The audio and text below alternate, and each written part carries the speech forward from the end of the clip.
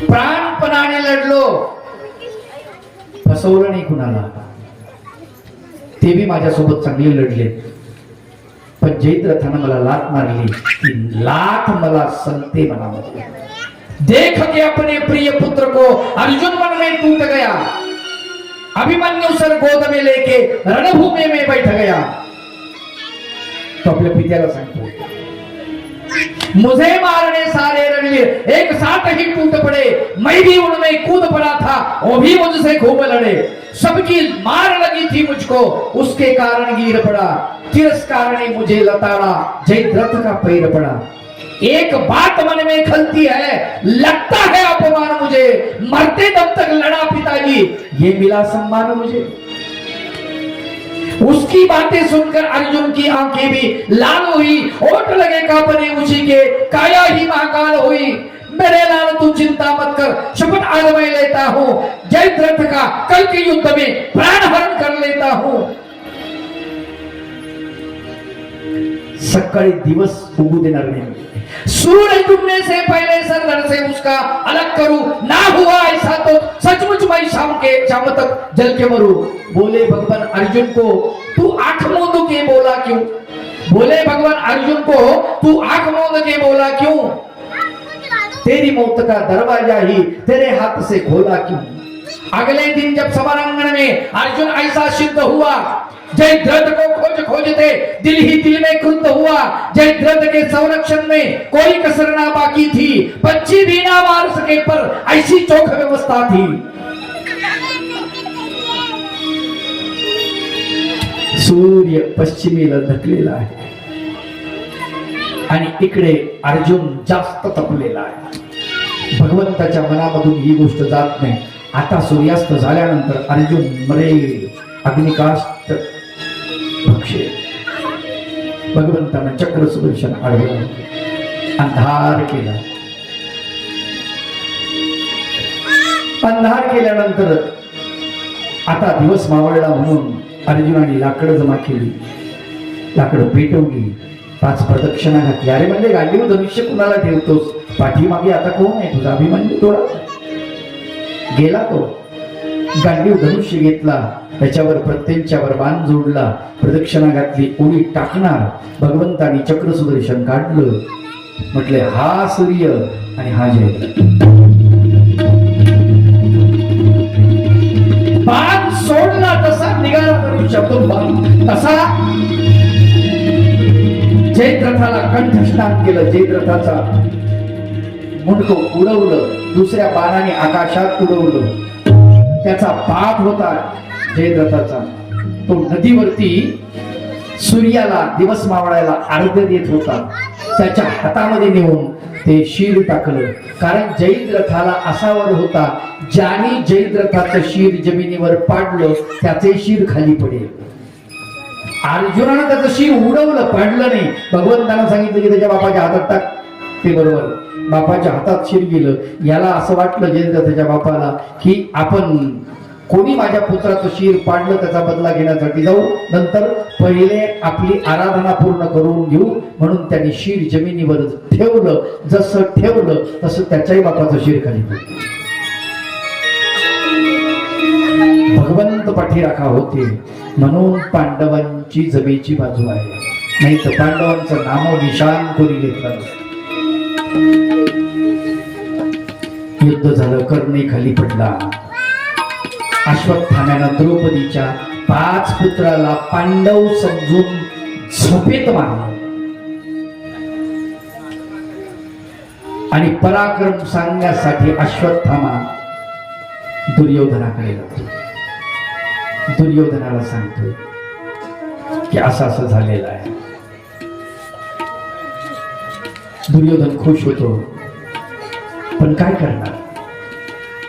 नंतर लक्षात येतं की ते द्रौपदीचे पुत्र आहे, पांडव जिवंत आहे. पांडवाचं रक्षण करते भगवंत आहे. लक्षात दुर्योधनाचं भीमाचं युद्ध झालं, पाण्यात लपून बसला होता, त्याला मारलं. सगळ्यांना तिलांजली दिलेली आहे युधिष्ठिराने. महायुद्ध संपलं.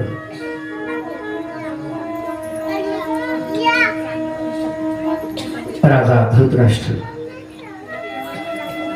कुंती माता, विदुर देव आणि गांधारी हिमालयाकडे चालते झाले, वल्कले नेसून. पाची पांडवांची अवस्था तीच. राज्याभिषेक तर झालेला आहे धर्मराजाला, पण ते रक्तलांछित राज्याभिषेक त्याला वाटतोय. शरपंजरी पडलेल्या भीष्म पितामहाकडे भगवान गोपाल कृष्ण जातात पांडवांना घेऊन, त्यांना आशीर्वाद द्या. आणि भीष्म पितामह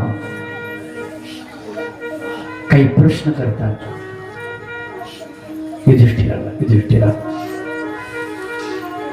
ज्या धर्माच्या संस्थापनेसाठी एवढा मोठा नरसंहार झाला युधिष्ठिरा, त्या धर्माची स्थापना झाली का रे? आता तर कुणी कुंतीचा पुत्र कर्णासारखा नदीत कोणी सोडणार नाही ना रे. आता तर इथून पुढे कोण्या अबलेची इज्जत चव्हाट्यावर नाही मांडणार ना रे.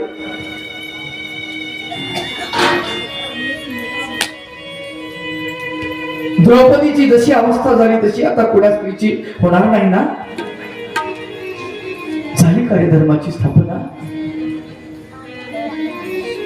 युधिष्ठिर खाली मान घालून उभा होता आणि युधिष्ठिराला प्रश्न विचारताय.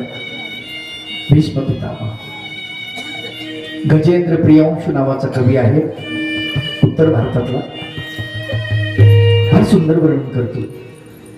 शरशय्या से लगे पूछनी भीष्म पितामह, शरशय्या से लगे पूछनी भीष्म पितामह, शरशय्या से लगे पूछनी भीष्म पितामह.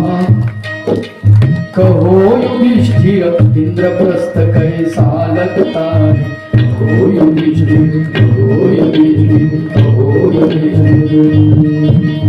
शरशय्या से लगे पूछनी भीष्म पितामह, शरशय्या से लगे पूछनी भीष्म पितामह.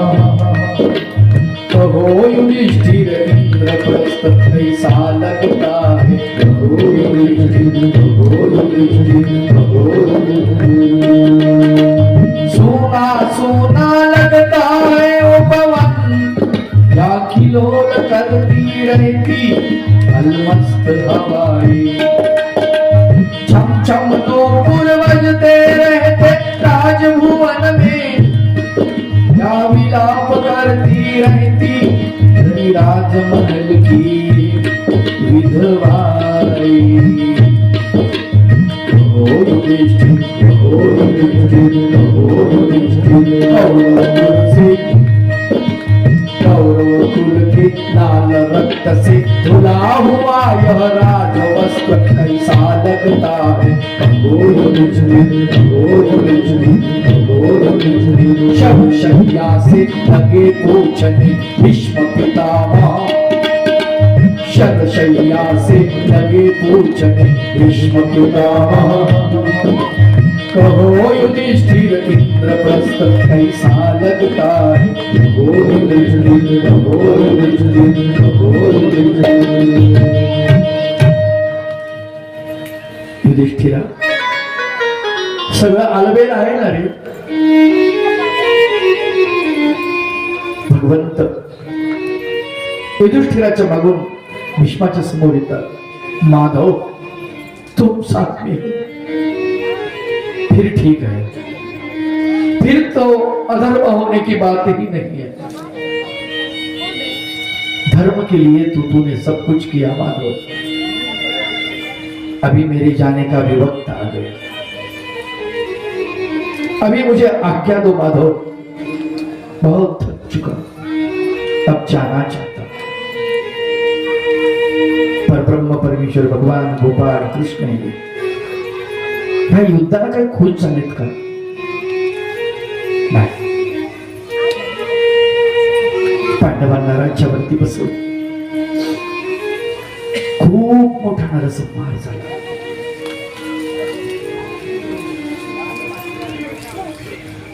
आणि भगवंत विचार करतात, मी बासरी वाजून लोकांना मोहित करत होतो.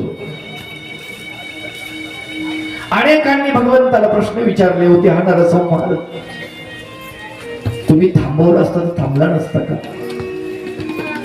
भगवंत सांगतात, मी करत काहीच नाही, सगळं माझ्या आज्ञेनं होतं, पण मी करत काही नाही. कर्तृत्व माणसाकडे मी देत असतो, आणि माणसाचं कर्तृत्व, त्या कर्तृत्वानंच त्याला राजा बनवलं जातं, त्याला रंक बनवलं जातं, देवत्वाला तो प्राप्त होतो, नरकालाही तोच जातो. मी फक्त मार्ग दाखवणारा वाटाडे आहे. भगवंत सांगतो, मी फक्त रस्ता दाखवत असतो. भगवंत द्वारकेला आले, उदास झालेले आहे.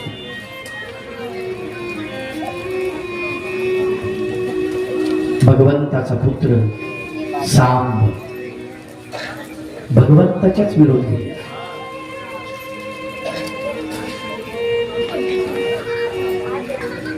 ज्याच्या चरणावर सगळी पृथ्वी नमस्कार करते, महर्षी व्यासासहित, द्रोणाचार्य कृपाचार्यासहित, भीष्माचार्यासहित महायुद्धे, ऋषी मानुषी 88,000 ऋषी, दुर्वास ऋषी सहित भगवंताच्या चरणावरती नतमस्तक होतात.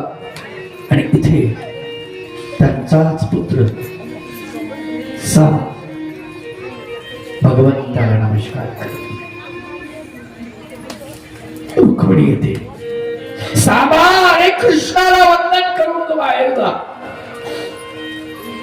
तो काही शब्द बोलत नाही, निबंध भगवंत बसले. रुक्मिणी राहू दे, देवा सगळं जग तुम्हाला मानतं, आणि असू दे, आता सगळंच संपायला आलेलं आहे, सगळंच मोडकळीला आलेलं आहे. कुठे कुठे सावरशील तू? आभाळ फाटलेला आहे, कुठं ठिकाण देणार तू? आता संहाराची वेळ आलेली आहे. भगवंत द्वारकेवरून प्रभास क्षेत्री येतात. प्रभास क्षेत्री येऊन शांत निवांत जीवांचं चिंतन करतात. जे जीव ब्रह्मपदाच्या योग्य आहेत त्यांचं चिंतन चालू आहे. इकडे यादवांमध्ये यादवी वाजलेली आहे. सांबानं आपल्या पोटाला काठवड बांधलेली होती, मुसळ बांधलं होतं असं काठवडीच्या वरी. आणि ऋषी दुर्वासाच्या समोर जाऊन उभे राहिले होते आणि म्हटले होते, हिच्या पोटी काय होणार आहे? ते म्हणे, अरे झाले पोर हो, नका ताण देऊ, भगवंत जाणार आहेत, निजधामाला बीजे करणार आहेत, आम्हाला लय चिंता आहे रे, तुम्ही जा रे, नका त्रास देऊ. म्हणे सांग हिच्या पोटी काय होणार आहे? आणि त्या ऋषीने सांगितलं होतं, या हिच्या पोटी जे होईल ना म्हणे, ते तुमच्या अख्ख्या कुळाचा नाश करेल, म्हणजे यादव कुळाचा. त्यांनी ते मुसळ असं उघडलं आणि द्वारकेला समुद्राच्या किनाऱ्यावरती ते टाकून दिलं. त्याची पानकंस उगवली आणि भगवान गोपाल कृष्णाचे नातू मुलं मद्यपान करायला. अवघड गोष्ट आहे. भगवंत सांगतात, मद्यपान नका करा गा, चांगलं नाही, चांगलं नाही.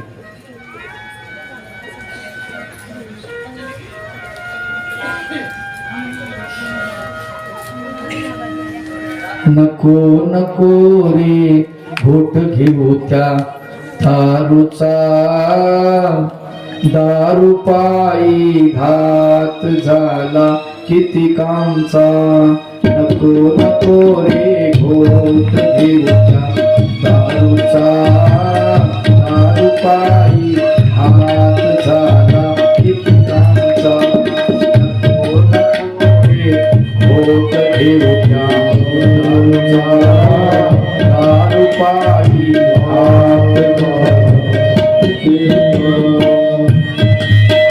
वीर यादव 56 कोटी लागले दारूच्या पाठी, आपसात बिघडल्या गोष्टी जोगी मेल सेवकी नाश यदुवंशाचा, दारू पायी घात झाला कितीकांचा, नको नको रे घोट घेऊ दारूचा, दारू पायी घात झाला कितीकांचा.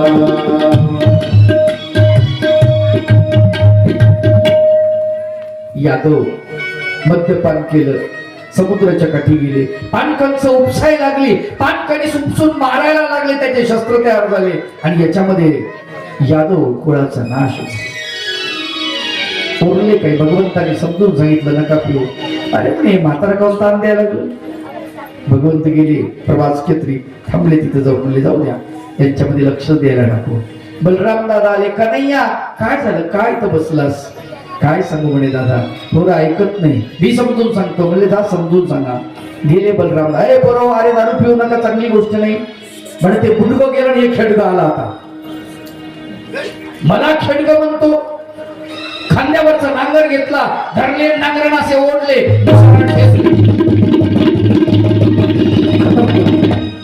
गेले भगवंताकडे. अरे म्हणजे पोरं ऐकलं, पोराने शांत झाले, म्हणजे मारले सगळे, राहिले होते तेवढे, ठेवले नाही एक बी, औषधीला ठेवले नाही. अरे म्हणजे दादा असं काय केलं, म्हणजे काय, जे ऐकत नाही त्यांना काय करायचं, हे पुढे जाऊन पब्लिकला किती त्रास देतील, म्हणजे लोकांना किती त्रास देतील, काय करायचं. परब्रह्म परमेश्वर भगवान गोपाल कृष्ण झाडाच्या बुंद्याला टेकून आहेत आणि आपला उजवा श्रीचरण भगवंताने असा मांडीवरती ठेवलेला आहे, दुसऱ्या पायावर. त्याचा नख चमकताय दुरून. पारण्याला असं वाटलं हे नख म्हणजे हरणाचा डोळा आहे. त्याने तिरकामटा काढला, त्याच्यावर धनुष्यावरती बाण जोडला, सोडला, सुसू करत निघाला तो बाण आणि भगवंताच्या नखामध्ये येऊन घुसला. खरंच या बाणानं भगवंत मरणार आहेत का? नाही, पण भगवंताला आपलं अवतार कार्य संपवायचं आहे. व्याध धावत पडत आला, तो पारधी, तो भिल्ल जवळ आल्यानंतर त्याच्या लक्षात आलं, अरे इथे तर भगवंत झोपलेले.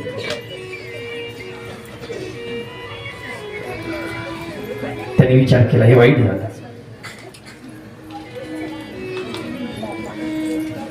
देवाचं नख चमकलं आणि मला असं वाटलं हरणाचा डोळा आहे. जीजी मला क्षमा करा, मी तुमचा अपराधी आहे, मला माफ करा. अरे मला असू दे, आम्हाला आमचं काम संपलेलं आहे, आम्हाला जायचं आहे. तुझ्या बाणाने मी मरणार नाही, परंतु मी जा, भिवू नकोस तू, तुला कोणीच काही करणार नाही. आणि चक्रधर भगवंत सांगतात की श्रीकृष्ण भगवंताचा देह कसा विरून गेला हवेमध्ये. कर्पूर कजलिकावत श्रीकृष्ण चक्रवर्ती पुरत्यागू केला. कापूर जसा उडून जावा असा भगवंताचा देह आपोआप हवेमध्ये नष्ट झाले. कथा संपली. महर्षी व्यासाचे पुत्र शुकदेव ही कथा राजा परीक्षितीला सांगतायत. राजा, भगवंतानं आपला अवतार कार्य संपवलं आणि भगवंत गेलेले आहेत निजुनापात. अशी ही भागवत कथा, गोड अशी कथा त्या राजानं ऐकली. आनंद झाला, त्याला उत्साह त्याच्यामध्ये निर्माण झाला. भगवंताची कथा आपण श्रवण केलेली आहे आणि तो म्हटला मी मरायला तयार आहे. भगवंताची कथा श्रवण करत करतच तो त्याचाही देह निघून गेला. राजा परीक्षितीचा आनंदाने त्याचा देह गेला आणि तक्षक त्याला दंश करण्यासाठी आला. तक्षक म्हणाला, हा अगोदरच मेलेला आहे, याला काय दंश करू. साप आलेला आहे तक्षक नावाचा. पण म्हणाला, हा भगवंताची कथा ऐकून मरण पावला, एवढा भाग्यवान आहे, याच्या शरीराला मी जर स्पर्श केला तर माझा देह सुद्धा पावन होईल, माझा जन्म सुद्धा पावन होईल. म्हणून तक्षकानं मेलेल्या त्या परीक्षितीच्या राजाच्या पायाला दंश केला. आणि दंश नव्हे तर तो नमस्कार होता, तो नतमस्तक झाला. कशाला नतमस्तक झाला? भगवंताच्या कथेला. अशी ही भगवंताची अमृतमय कथा आपण 7 दिवसामध्ये पूर्ण केलेली आहे. पूर्ण झाली नाही, पूर्ण केली. उद्याच्या काही सूचना आहेत अनिरुद्ध दादा देतील. त्या सूचना 2 मिनिटांमध्ये किंवा मला सांगा काय 8 की 7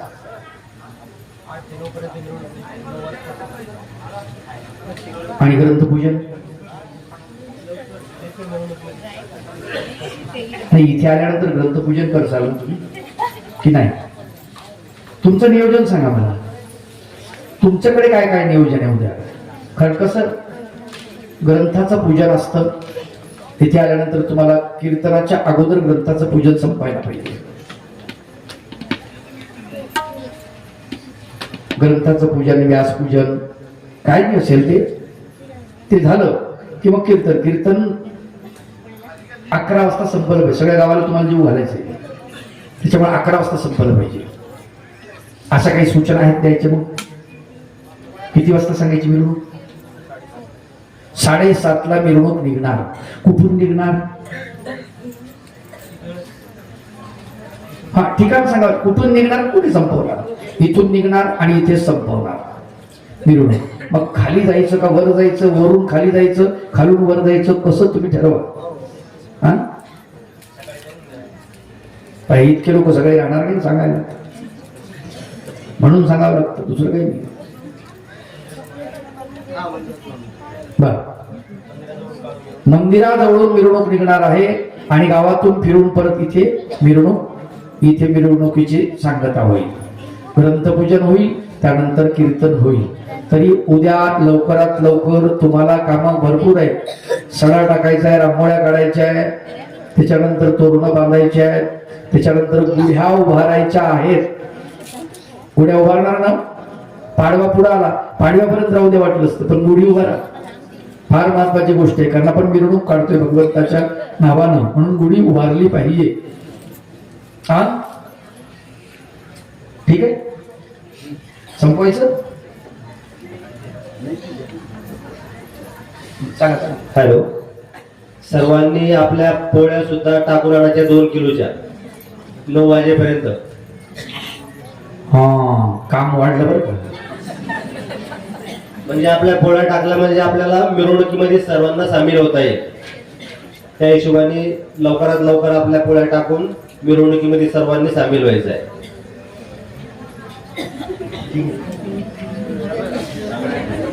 कुठून उभं राहा, आरती लावा. या ठिकाणी श्रीमद भागवत कथा त्याचं आयोजन जयपूर ग्रामवासियांनी केलं आणि त्या जयपूर ग्रामवासियाचे सर्वांचेच मी मनपूर्वक आभार मानतो. त्याचप्रमाणे 7 दिवस या ठिकाणी कथेला साथ करणारे आमचे तबलावादक मिथुन दादा कविटकर यांचेही मनपूर्वक आभार मानतो, कारण त्यांच्या सहकार्याने कथा सुंदर झालेली आहे. त्याचप्रमाणे चिंतवादक तथा गायक सुमधुर असा आवाज ज्यांचा आहे ते आमचे राजूभाऊ ठाकरे साहेब, त्यांचे मी मनपूर्वक आभार मानतो. आणि ज्यांनी 7 दिवस सुंदर अशा प्रकारची साऊंड सिस्टीम लावून दिली, ते साऊंड सिस्टीमचे मालक, त्यांचे ऑपरेटर, त्यांचे मनपूर्वक आभार मानतो. आपण सर्व मातृतुल्य पितृतुल्य सर्वच माता भगिनी बंधुजन बालगोपाल सर्वांचेच मनपूर्वक आभार मानतो आणि थांबतो. आरती करूया.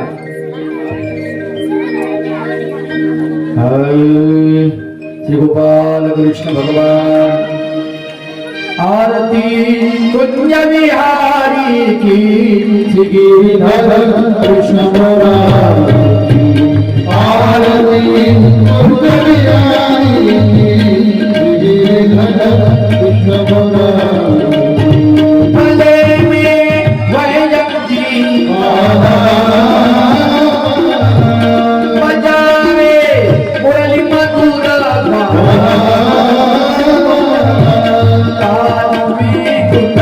छलकती मंडल नंद के नंद बिहारी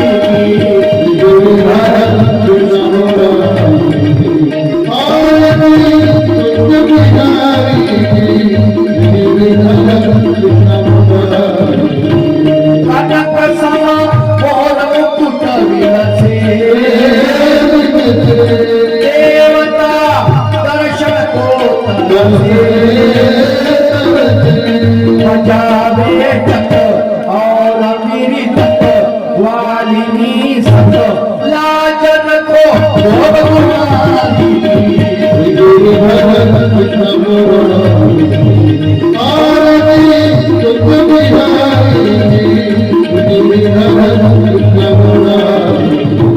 गगन समा कांति झलक मूर्ति चमक रही भवन समा कस्तूरी दिया छपिल की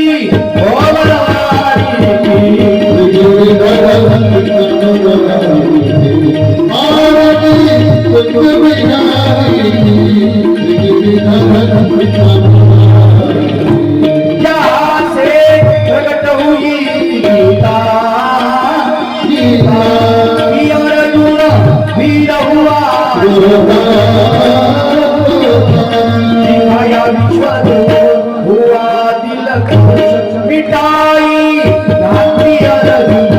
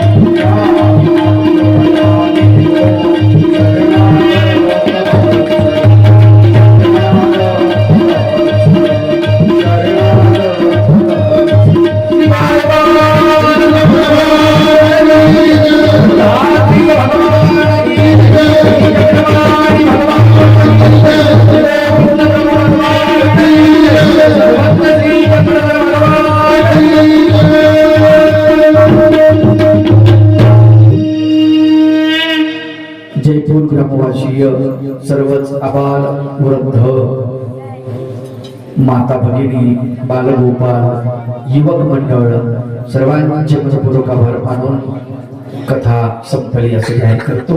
आपण सर्वांनी बसून घ्या, प्रसाद घ्या आणि मग जाईल.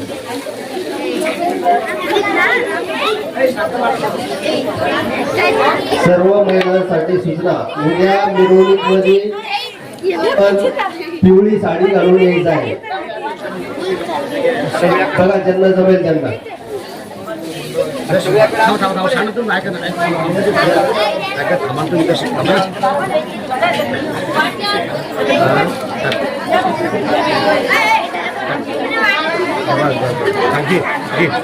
खालच्या कडे झालंय तिकडे कडे झालंय.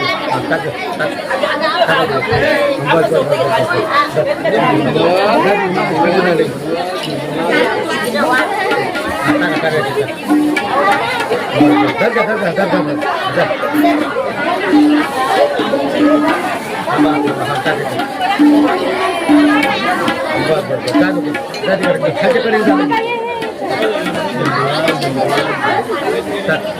बदल तू वाटायची का वाटे जा वाटा वाटा जा पटकन